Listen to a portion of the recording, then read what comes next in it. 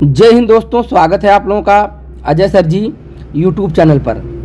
अगस्त में 3 लाख नौकरी, युवाओं को अगस्त में मिलेगी 3 लाख नौकरी। पुलिस भर्ती परीक्षा की तैयारी, अब प्राथमिक शिक्षक स्थानांतरण। चलिए आज की समस्त खबरों को देखते हैं। सिपाही भर्ती जल्द कराने की तैयारी, केंद्रों के चयन का निर्देश। पेपर लीक को लेकर सख्त कानून बनाए जाने के साथ ही आरक्षी नागरिक पुलिस के 60,244 पदों पर भर्ती परीक्षा जल्द कराए जाने की तैयारी है। मुख्य सचिव दुर्गा शंकर मिश्र ने परीक्षा केंद्रों के चयन व अन्य प्रबंधों को लेकर कई निर्देश दिए हैं। पुलिस भर्ती व प्रोन्नति बोर्ड भी जल्द कंपनी के चयन की प्रक्रिया को पूरा कर लेगा, जिसके बाद अगले माह आवेदन की प्रक्रिया शुरू हो सकती है।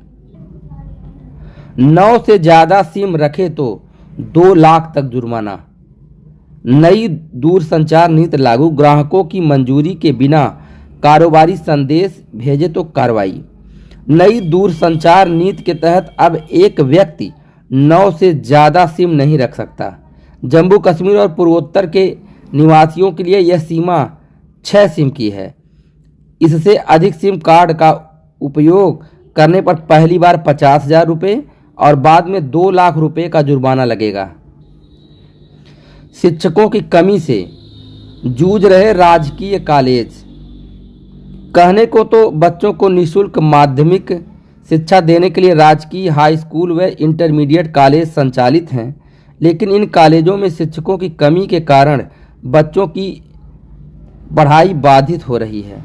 कहीं पर 2 तो कहीं पर 3 शिक्षकों की तैनाती है, जिसमें भी विषय विशेषज्ञ शिक्षक तो नहीं के बराबर है। ऐसे में बच्चों की पढ़ाई कैसे होती होगी, इसका अंदाजा लगाया जा सकता है। परीक्षा समिति और बीपीएससी को हलफनामा दायर करने का आदेश। संगीत विषय में माध्यमिक शिक्षक पात्रता परीक्षा 2023 एसटीईटी के परिणाम को रद्द करने को लेकर दायर याचिका पर पटना हाई कोर्ट ने बिहार स्कूल परीक्षा समिति एवं बिहार लोक सेवा आयोग बीपीएससी को 2 सप्ताह के भीतर जवाबी हलफनामा दायर करने का आदेश दिया है। न्यायाधीश अंजनी कुमार शरण की एकल पीठ ने प्रतिमा कुमारी एवं अन्य की ओर से दायर याचिका पर सुनवाई करते हुए उक्त आदेश दिया। अगली खबर यहाँ देखिए, बिहार से है कि अगस्त में 3 लाख से अधिक युवाओं को मिलेगी नौकरी। आगामी बिहार विधानसभा चुनाव से पहले मुख्यमंत्री नीतीश कुमार द्वारा 12 लाख से अधिक युवाओं को सरकारी नौकरी देने की घोषणा तेजी से काम शुरू हो गया है।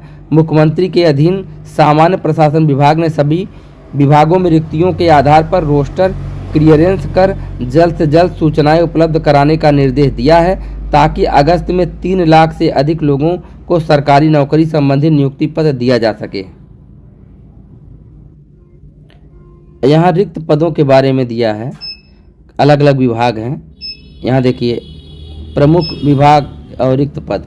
शिक्षा विभाग 2,17,000, स्वास्थ्य विभाग 65,000, गृह विभाग 42,000, राजस्व भूमि सुधार 1,521, ग्रामीण विकास 12,000, समाज कल्याण 11,000, लघु जल संसाधन 7,568, ऊर्जा विभाग 5600, श्रम संसाधन 5,238, पशुपालन 4,912,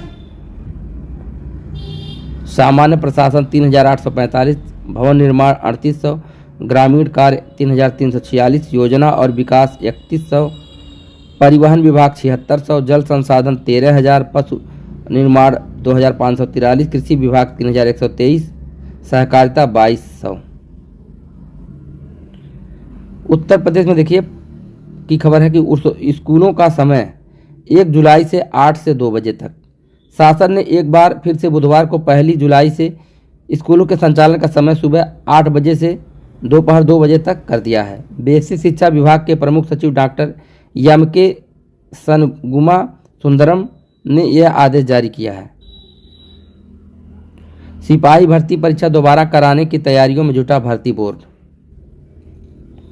इग्नू ऑनलाइन डिग्री पाठ्यक्रम में आवेदन 30 तक। Indira Gandhi national open university IGNOU में शैक्षणिक सत्र 2024-25 के तहत जुलाई सत्र में दाखिले के लिए 30 जून तक आवेदन पत्र भरने का आखिरी मौका है। उम्मीदवार घर और नौकरी के साथ साथ ऑनलाइन और open and distance learning mode से स्नातकोत्तर पीजी डिप्लोमा सर्टिफिकेट की पढ़ाई कर सकते हैं। खास बात यह है कि छात्र पारंपरिक 3 वर्षीय स्नातक डिग्री प्रोग्राम के साथ साथ 4 वर्षीय डिग्री की पढ़ाई भी कर सकते हैं। इग्नू के वरिष्ठ अधिकारी ने बताया कि जुलाई 2024 सत्र में छात्रों को घर बैठे और नौकरी के साथ स्नातक स्नातकोत्तर प्रोग्राम डिप्लोमा सर्टिफिकेट कोर्स में पढ़ाई का मौका मिल रहा है। नीट जांच की आंच लखनऊ तक पहुंची।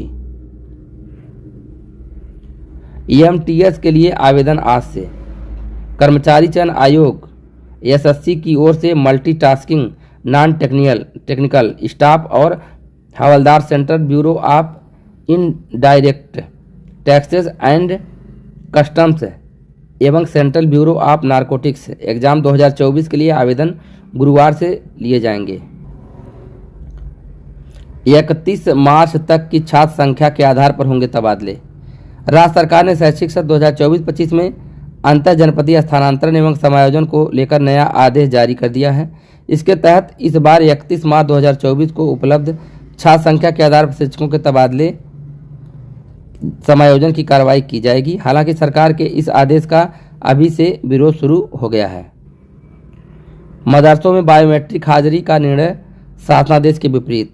मदरसों में शिक्षकों और छात्राओं की उपस्थिति बायोमेट्रिक प्रणाली से कराने के लिए आदेश को टीचर्स एसोसिएशन मदारिसे अरबिया ने वेतन वितरण व्यवस्था शासनादेश के विपरीत बताया।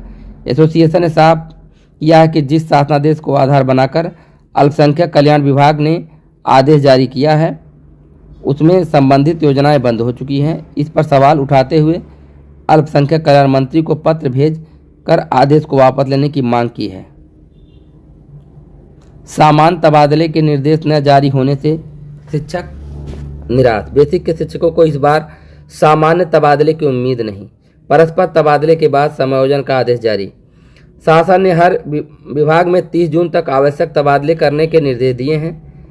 इसके तहत विभाग अपने स्तर से तबादले की प्रक्रिया पूरी कर रहे हैं, किंतु बेसिक शिक्षा विभाग में अभी तक तबादला नीति व निर्देश नहीं जारी किए गए हैं। इससे बेसिक विद्यालयों के शिक्षक निराश हैं। हालांकि विभागीय सूत्रों के अनुसार इस बार सामान्य तबादले की उम्मीद नहीं है। कम छात्र संख्या वाले स्कूलों के शिक्षकों का होगा स्थानांतरण। ऐसे विद्यालयों के अध्यापक 25 स्कूलों का दे सकेंगे विकल्प। छात्र शिक्षक अनुपात के अनुसार किया जाएगा समायोजन। सिपाही भर्ती जल्द कराने को तैयारी, केंद्रों के चयन का निर्देश। समय से नहीं मिलती किताबें, कैसे हो सीबीएसई से मुकाबला।